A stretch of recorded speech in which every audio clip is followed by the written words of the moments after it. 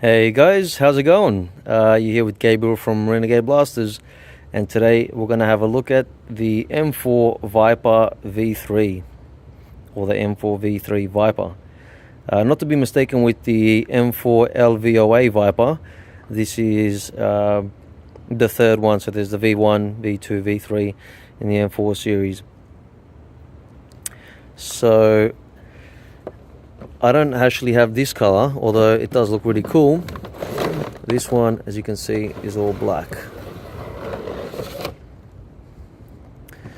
And from first impressions, it is a big unit. It's almost too big to fit in the frame, but I'll do my best to give you a clear shot of it. What it comes with is obviously the main rifle unit. It's got a adjustable and removable angled foregrip, dual bore bottle, sight, which is just a hole, no plastic or crosshair in that, although it does have a laser, so that is cool. That is definitely a nice touch.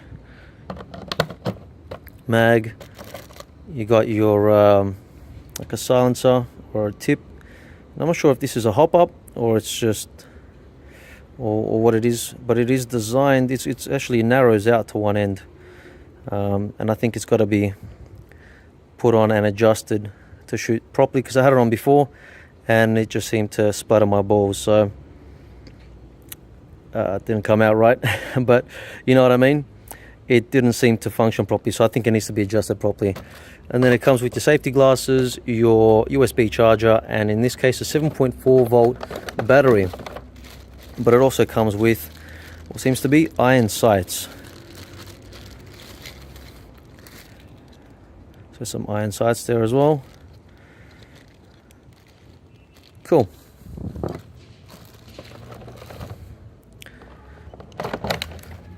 Now the stock is extendable, and it's got a neck riser as well, or a cheek riser, sorry. And it is definitely a cool looking stock. Yeah, tough looking. It doesn't have a rubber cap like some of the newer ones, but this is an older unit, and I tell you, even when it came out, this was really appealing, and it still is today. I mean, many of the enthusiasts today still up to go and buy one of these. It's also nice how they kind of got the teeth, you know, the snake kind of teeth there at the tip of the barrel. Of course, it looks even better if you put your tip on there. So like I said, I think this needs to go on the adjuster with the Allen key to get that into place. But it does look awesome.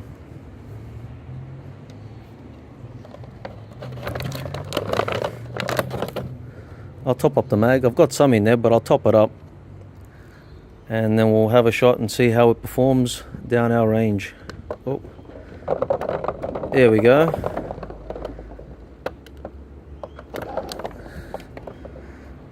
Kind of hard to do with the camera in front of me.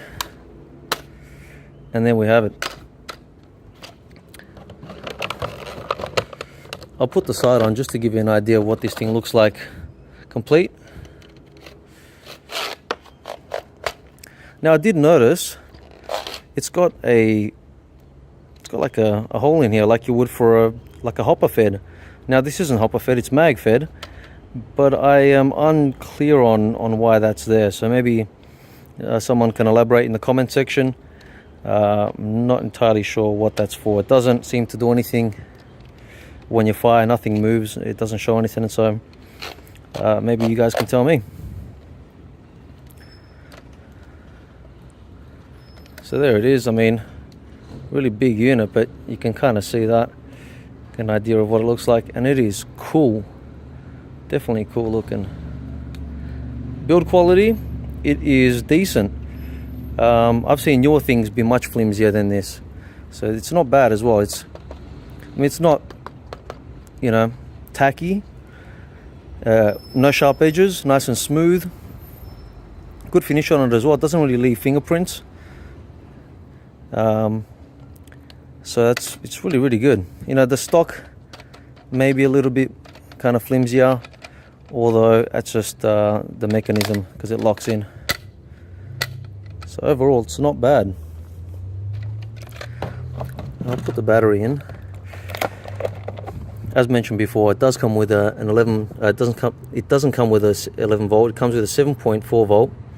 I'm not sure if it'll take an 11 volt, nor if you can put one in there.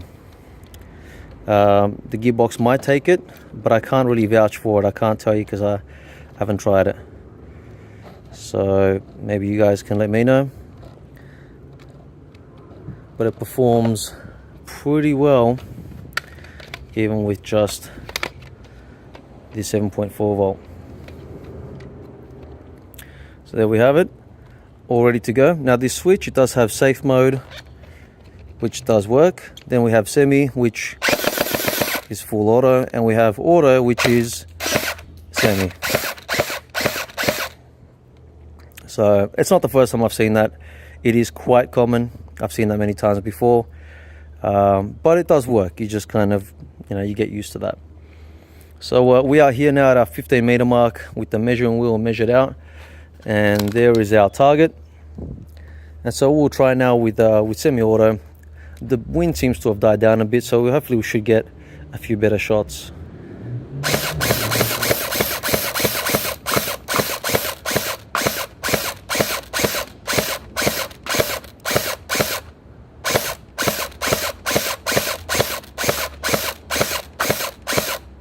Some of them are perfect, some of them are just dead on accurate and straight, and some of them just kind of get picked up by the wind, or just the way they come out of the barrel. I guess it's a long barrel. It is plastic as well, so maybe they just kind of, come out on an angle. They come out with the spin and just go their own way. But we'll try full auto, and I'll show you how that goes.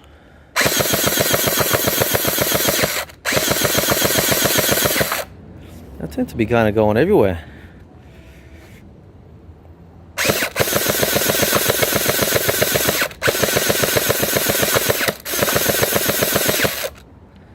Well, that's a little bit surprising. I mean, they tend to just kind of, 2-3 foot radius. They kind of just go everywhere. I had a few shots before and they went really well. So I'm not sure what it is. Let's try one more time.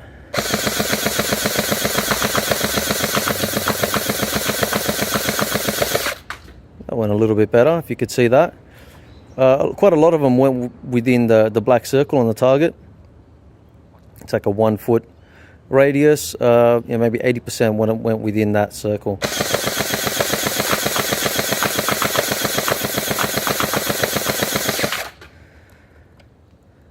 Maybe 70%. The rest of them just kind of get picked up towards the end there and go their own way. So a little bit of a spray pattern, and we're out of ammo. So accuracy, not 100% from what I just saw now, but I did have a shot of this just before, and actually performed quite a bit better, a lot better in fact. So it could just be the ammo, could be other variables. They do say put a drop of dishwashing liquid in with your ammo as they soak with your gel balls. That's what it is. Now again, like I said, this has to be adjusted. So if it's not adjusted properly, it will just kind of send them out their own way. As you can see, it narrows out, and that can be adjusted there. So now it should go a bit better.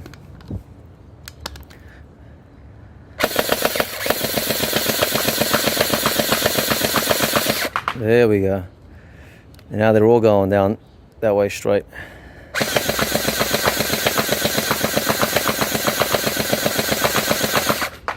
There we go. So about 90% of them are making it within the black circle, which is really good. Good accuracy. They do tend to dip just in the last foot or two. Not even. If you hold it a little bit higher, they kind of go really well. So it's not bad at all. I was actually really impressed with the way that the V2 performed when I reviewed that just a few days ago, and we expected this one to perform, you know, the same or possibly better. So I must say it's very impressive, especially for its age. It has been out for about a year now. Came out mid 2017. So not bad at all. I mean, they've come a long way, no doubt at all. But considering what else is out these days and how everything else performs, this is not bad at all. And I can definitely see why the enthusiasts and many others, still choose to go with something like this.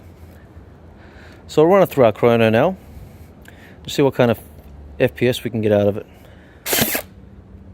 Look at that, right off the bat, 235, 229, 230, 23, nothing.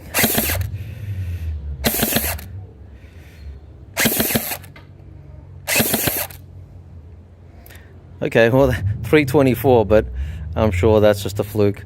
Doesn't sound right at all. 230.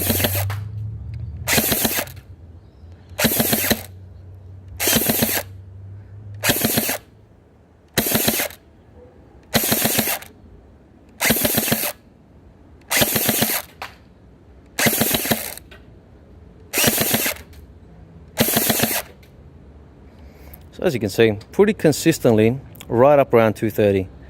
A couple of times it dipped down to the low 200s, but you could say 230 quite consistently, which for something that is a year old, I mean, this performs almost as good as the M4A1, almost as good as this is the same FPS as the G36C, the V1 and V2, and quite a few other ones which are really benchmarks in today's out of the gel blasters.